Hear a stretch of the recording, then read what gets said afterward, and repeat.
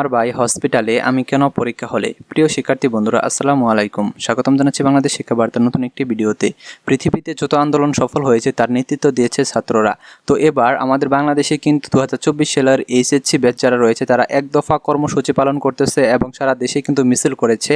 তাদের দাবি একটাই, তাদের অটো পাস দিতে হবে, অর্থাৎ তারা পরীক্ষা চায় না, পরীক্ষা বয়কট করেছে। এখন বিষয় হচ্ছে যে সারা বাংলাদেশে যে আন্দোলন কর্মসূচি পালন করেছে তারা কিন্তু দেখা গেছে যে সারা বাংলাদেশের বিভিন্ন জায়গায়, বিশেষ করে বিভিন্ন জেলা পয়েন্টগুলোতে কিন্তু তারা আন্দোলন মিছিল করেছে এবং শিক্ষা প্রতিষ্ঠান সহ যে ঢাকা শিক্ষা বোর্ড এবং চট্টগ্রাম শিক্ষা বোর্ডের ভিতরে তারা প্রবেশ করে সেখানে কিন্তু তারা স্লোগানে ধ্বনিত করে দিয়েছে। এখন বিষয় হচ্ছে যে শিক্ষা মন্ত্রণালয় বা শিক্ষা বোর্ড কি তোমাদের দাবি মেনে নেবে? হ্যাঁ, তোমাদের দাবি মেনে নেওয়ার সম্ভাবনা কিন্তু অনেক বেশি, কারণ ইতিমধ্যে কিন্তু একটি আন্দোলনের মাধ্যমে বাংলাদেশের ছাত্ররা কিন্তু সরকার পতন ঘটিয়েছে। বাংলাদেশের ছাত্ররা তাদের দাবি আদায়ের লক্ষ্যে কতটা শক্তিশালী সেটা কিন্তু আজকে বাংলাদেশের জনগণ কিন্তু খুব ভালো করেই জানে। কাজে শিক্ষা মন্ত্রণালয় মনে হয় না যে তোমাদের দাবি না মেনে নিয়ে অন্য কোনো সিদ্ধান্ত দিতে পারবে।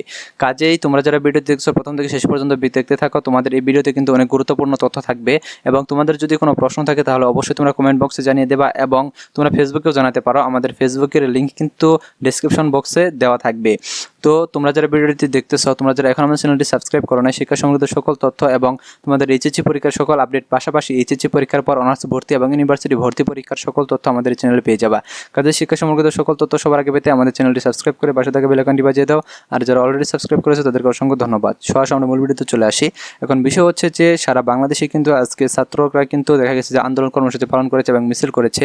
তারা কিন্তু বিভিন্ন স্লোগানে কিন্তু সারা দেশ কিন্তু ভরিয়ে দিয়েছে। তারা কিন্তু দেখা গেছে যে চট্টগ্রাম শিক্ষা বোর্ড, ঢাকা শিক্ষা বোর্ড কিন্তু ঘেরাও করেছিল এবং চট্টগ্রাম শিক্ষা বোর্ডের ভেতরেও কিন্তু তারা প্রবেশ করেছে এবং সেখানে গিয়ে কিন্তু তারা স্লোগান দিয়েছে। তাদের স্লোগানগুলো এরকম ছিল যে আমার ভাই হসপিটালে, আমি কেন পরীক্ষা হলে, অন্য বেশকে ফুলের মালা, এইচএসসি 24কে কেন অবহেলা, সারা বাংলায় খবর দে এইচএসসি পরীক্ষার খবর দে, এক দফা এক দাবি না মেনে কই যাবি, 1 2 3 4 তপন কুমার গদি ছাড়। এরকম কিন্তু নানা ধরনের স্লোগানে কিন্তু তারা দেখা গেছে যে পুরো বাংলাদেশ কিন্তু আজকে ধ্বনিত করেছে। তারা দেখা গেছে যে রাজপথে নেমেছিল, রাজপথে কিন্তু তারা আন্দোলন কর্মসূচি পালন করেছে। এখন তাদের এই আন্দোলন কর্মসূচির প্রভাবটা কিন্তু দেখা যাবে যে সারা দেশে কিন্তু বয়ে যাবে। পাশাপাশি এই শিক্ষার্থীরা যে তাদের দাবি আদায়ের লক্ষ্যে যে কাজ করতেছে, তাদের ন্যায্য দাবি, তাদের আরেকটা বিষয় হচ্ছে যে সবচেয়ে বড় দাবি যেটা, যে পরীক্ষা তারা কেন 6 মাস দেবে, 2 মাসের পরীক্ষা তারা কোনোভাবে 6 মাস দিতে পারে না।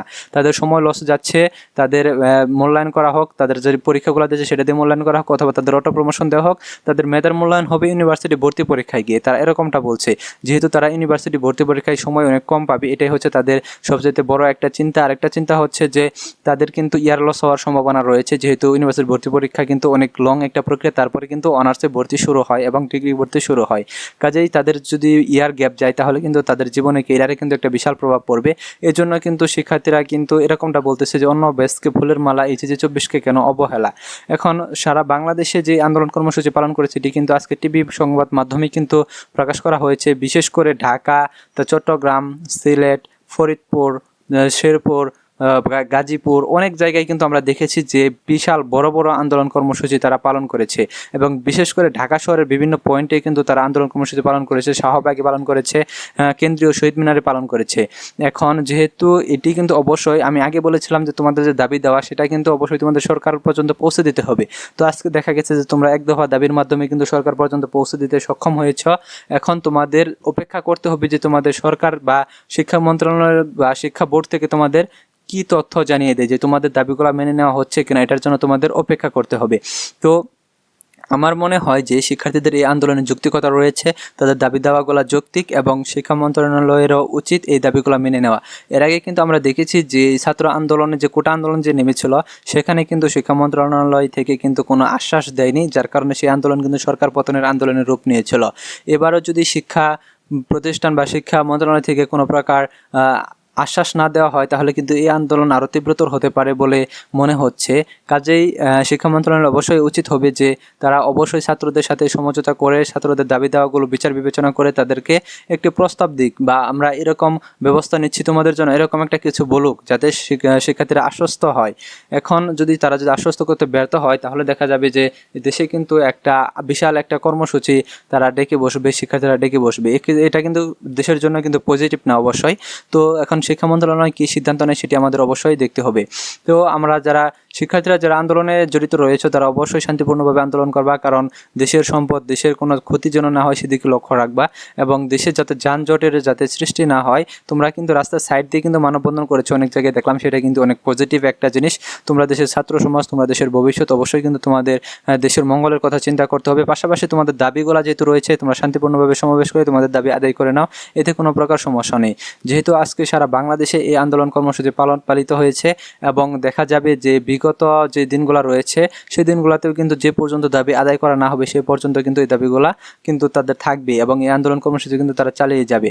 এবং আমরা দেখেছি যে শিক্ষার্থীদের একটা বিরাট অংশ কিন্তু বলতেছে যে আমার ভাই হসপিটালে, আমি কেন পরীক্ষা হলে।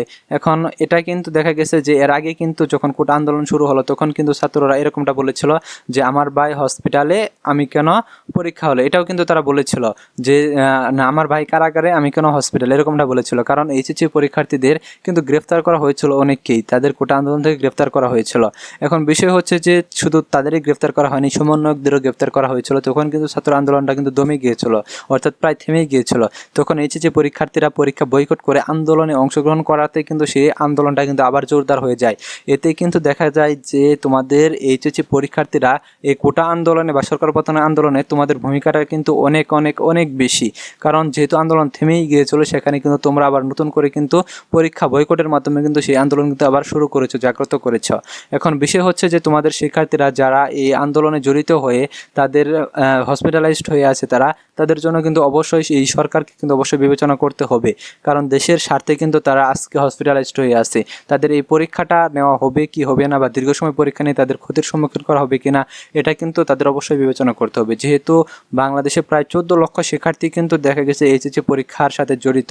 এই 14 লক্ষ শিক্ষার্থীর ভবিষ্যৎ বিবেচনা কিন্তু শিক্ষা বোর্ড বা শিক্ষা মন্ত্রণালয় বা বর্তমান সরকারকে অবশ্যই করতে হবে, এবং আমাদের কি সিদ্ধান্ত তারা দেয় সেটা কিন্তু আমরা খুব তাড়াতাড়ি আশা করছি পেয়ে যাব, যে শিক্ষা মন্ত্রণালয় বা শিক্ষা বোর্ড থেকে কী সিদ্ধান্ত যায়। যেহেতু সারা বাংলাদেশে আজকে আন্দোলন কর্মসূচি হয়েছে, এবং শিক্ষা মন্ত্রণালয়ে কিন্তু একজন নতুন এক মুখকে কিন্তু দায়িত্ব দেওয়া হয়েছে।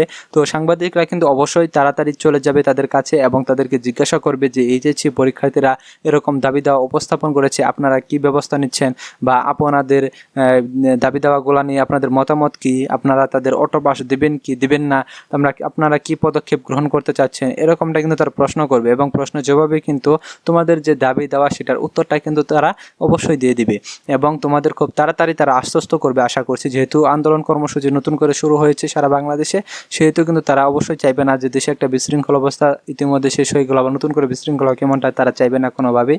কাজেই তোমাদের কিন্তু অবশ্যই কিন্তু খুব তাড়াতাড়ি এই দাবির কিন্তু একটা রেজাল্ট তোমরা পেয়ে যাবা, যে তোমাদের এই কোটা আন্দোলনের পরিপ্রেক্ষিতে তোমাদের দাবি দেওয়াগুলা তোমাদের এই অটো পাসের আন্দোলনের পরিপ্রেক্ষিতে তোমাদের দাবি দেওয়াগুলা মেনে নেওয়া হয় কি না।